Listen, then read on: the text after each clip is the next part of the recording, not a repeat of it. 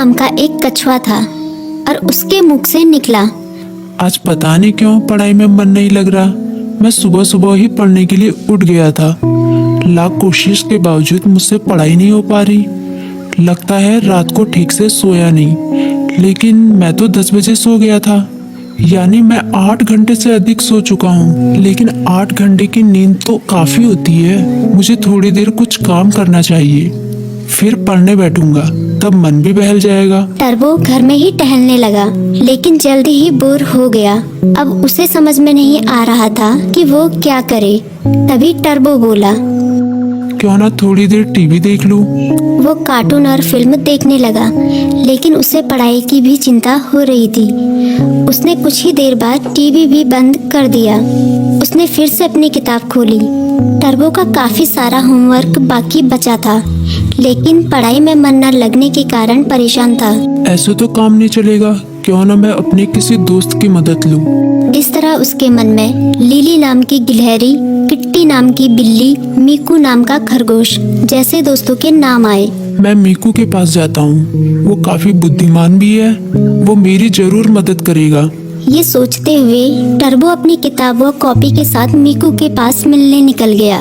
तभी मीकू बोला, अरे टर्बो, अच्छा हुआ तुम आ गए। मीकू ने उसका स्वागत किया, लेकिन जब उसकी नजर टर्बो की किताबों पर पड़ी तो वो चौंक गया। तुम अपनी किताब कॉपी के साथ आए हो, कोई खास काम है क्या? हाँ, मैं बड़ी मुसीबत में हूँ, मुझे तुम्हारी मदद चाहिए। यार, मेरा बार बार पढ़ाई में मन नहीं लगता।